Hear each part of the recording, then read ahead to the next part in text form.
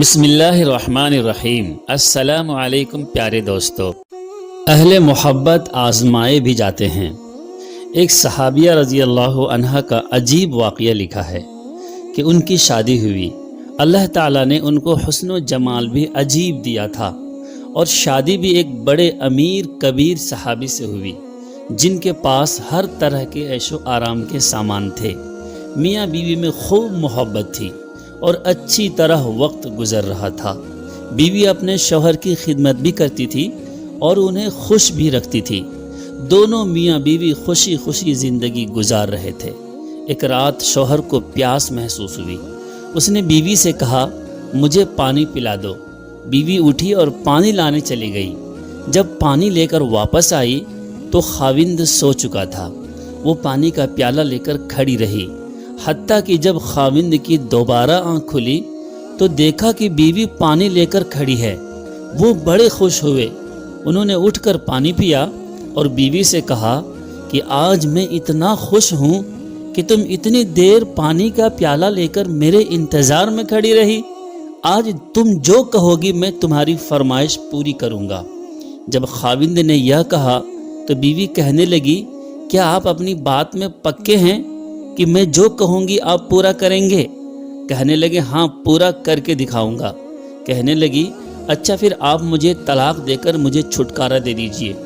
اب جب طلاق کی بات ہوئی تو یہ صحابی بہت پریشان ہوئے کہ اتنی خوبصورت اور خوبصیرت، اتنی وفادار اور خدمتگار بیوی کہہ رہی ہے کہ آپ مجھے طلاق دے دیجئے۔ پوچھنے لگے، بیوی کیا تجھے مجھ سے کوئی تکلیف پہنچی ہے؟ کہنے لگی، بالکل نہیں۔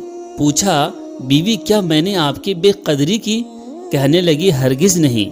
کسی امید کو توڑا ہے؟ کوئی بات آپ کی پوری نہیں کی ہو؟ بولی، نہیں، ایسی بھی کوئی بات نہیں۔ بولے، بیوی کیا آپ مجھ سے خفا ہیں؟ کہنے لگی، ہرگز نہیں۔ تو پھر مجھ سے طلاق کیوں چاہتی ہو؟ کیا آپ مجھے پسند نہیں کرتی؟ کہنے لگی، یہ بات بھی نہیں، پسند بھی بہت کرتی ہوں اور محبت بھی کرتی ہوں، اس لیے تو خدمت کرتی ہوں۔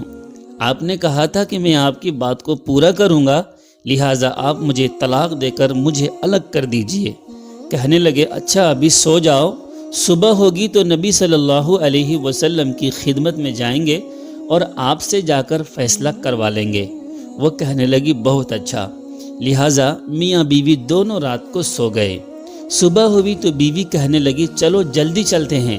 لہٰذا دونوں میاں بیوی گھر سے باہر نکلے۔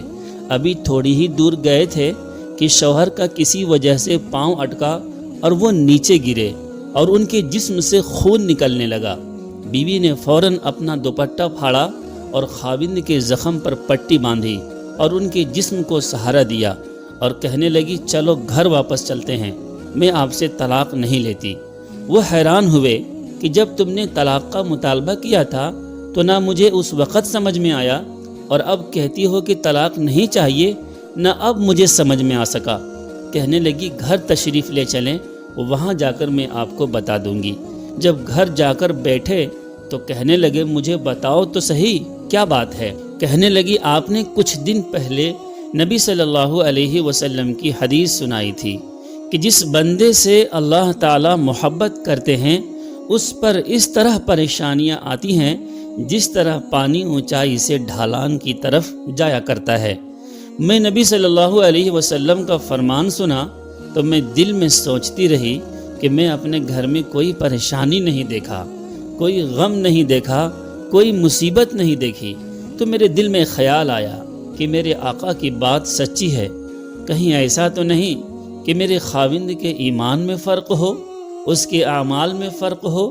میرے خاوند سے اگر پروردگار کو محبت نہیں ہے تو میں اس بندے کی کیا خدمت کروں گی؟ اس لیے جب آپ نے کہا کہ میں تمہاری بات پوری کروں گا تو میں نے کہا کہ میں اس بندے سے طلاق چاہتی ہوں جس سے میرے پروردگار محبت نہیں کرتے۔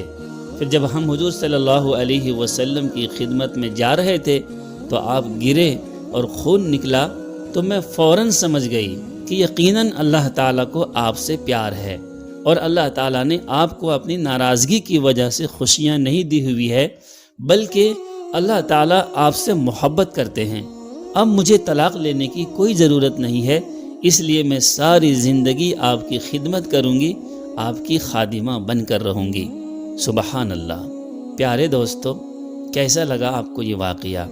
اگر آپ کو پسند آیا ہو تو پلیز میری اس ویڈیو کو لائک کر دیں، اور اسی طرح کے سچے واقعات سننے کے لیے ہمارے چینل کو سبسکرائب بھی کر لیں۔ ملتے ہیں اگلی ایک نئی ویڈیو میں۔ اس شعر کے ساتھ آپ کو الوداع کہتا ہوں کہ ذکر دنیا کر کے دیکھا، فکر عقبہ کر کے دیکھ۔ ذکر دنیا کر کے دیکھا، فکر عقبہ کر کے دیکھ۔ سب کو اپنا کر کے دیکھا، رب کو اپنا کر کے دیکھ۔ سبحان اللہ، کیسا ایمان تھا! پریشانی نہیں آنے پر پریشان تھی، اور آج کل کی عورتیں تھوڑی سی پریشانی آ جاتی ہے تو گھبرا جاتے ہیں، شکوہ شکایت کرنا شروع کر دیتے ہیں، اور کہتے ہیں کہ اے اللہ، تجھے میرے سوا اور کوئی نہیں ملا، ساری پریشانیاں میرے ہی گھر بھیج دی۔ دوستو، اللہ تعالیٰ جس سے محبت کرتے ہیں اسے پریشانیاں بھی دیتے ہیں، اسے دکھ بھی دیتے ہیں۔ ہمیں مصیبتوں پہ صبر کرنا چاہیے، دکھ پر ہمیں صبر کرنا چاہیے، اللہ تعالیٰ کا ہر حال میں شکر ادا کرنا چاہیے۔ اللہ تعالیٰ ہم سب کو صبر اور شکر کرنے کی توفیق عطا فرمائے۔